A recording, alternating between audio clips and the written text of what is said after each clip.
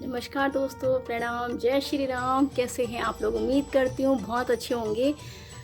और आने वाला है 15 जून, तो सभी बाबा जी के भक्तों को मेरा सादर प्रणाम। पर थोड़ी सी एक अपील करना चाहती हूँ मैं आपसे कि देखिए, मेरा एक परिचित एक कल गए थे भवाली, वो 7 घंटे में भवाली से नैनीताल पहुँचे हैं। तो मैं आप लोगों से विनम्र निवेदन करती हूँ कि कृपया बुजुर्ग को और बच्चों को ना ही लाएं तो बहुत अच्छा है। और अगर आप आते हैं तो कृपया करके 4 व्हीलर में ना आएँ। हल्द्वानी में किसी होटल पर रुके और अपना 4 व्हीलर यहाँ पे खड़ा कर दीजिए। और यहाँ से स्कूटी वगैरह सब आपको मिलती हैं रेंट पे, आप उसको लेके जाइए तो ईजी वे रहेगा। देखिए, प्रशासन भी कब तक करेगा, हमने खुद भी अपनी तरफ से कुछ ना कुछ तो करना ही चाहिए। अगर आप 4 व्हीलर लेकर जाते हैं तो उससे अव्यवस्था फैलती है, और अव्यवस्था फैलती है तो जाम लगता है। इसमें आपको भी और आम जनता को भी और वहाँ की जो पब्लिक है, लोकल पब्लिक है, उसको भी बहुत परेशानी होती है।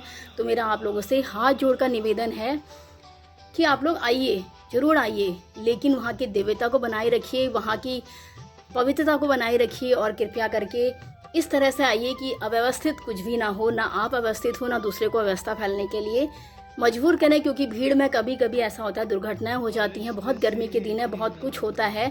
तो जागृत रहिए, सतर्क रहिए और सावधानी बरतिए। इसलिए जब भी आएँ, जैसे भी आएँ, तो पूरे सब कुछ देख लें, रूट चेक कर लें, सब कुछ कर लें। शटल व्यवस्था है, सारी कुछ है, उन सबको देख के कीजिए और आराम से आइए, सुरक्षित होके आइए। बाबा नीम करौली महाराज, वैसे तो मैं खुद बहुत, मेरे बाबा जी मेरे आराध्य हैं, लेकिन मैं आपसे कहती हूँ, क्या ज़रूरी है कि हम उसी दिन वहाँ पर जाएं?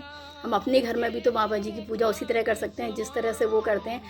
बाबा जी ने तो कहा है कि तू आंखें बंद कर ले, मैं तो हर जगह हूँ।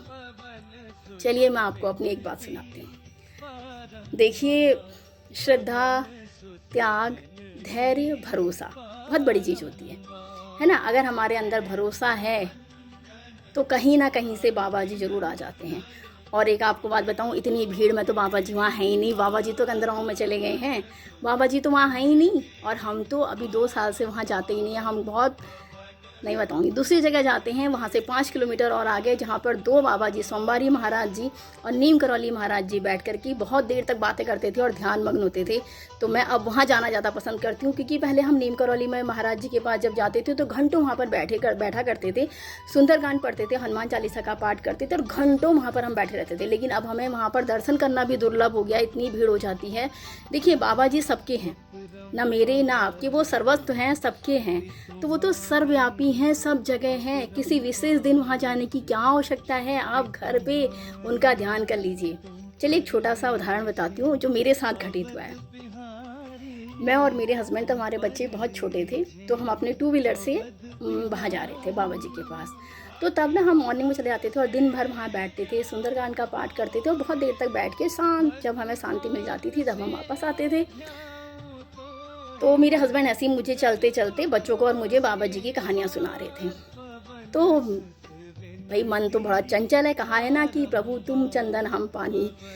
तो मेरे मन में भी ऐसी विचार आया। मैंने कहा, अगर बाबा जी ऐसे ही लोगों को दिख जाते थे, डिवाइडर में बैठे हुए दिख जाते थे, चलते चलते लोगों को दिख जाते थे, तो मैं तो इतनी बार आ गई हूँ, मुझे बाबा जी क्यों नहीं दिखे? शंका, भाई भरोसा नहीं था लेकिन शंका आ गई मन में। बहुत भरोसा है मुझे, मेरे आराध्य हैं। तो हम चले गए, चलते गए। जैसे मंदिर में पहुँचे, अलौकिक चमत्कार, बाबा जी मुझे देख के जो मुस्कुराए।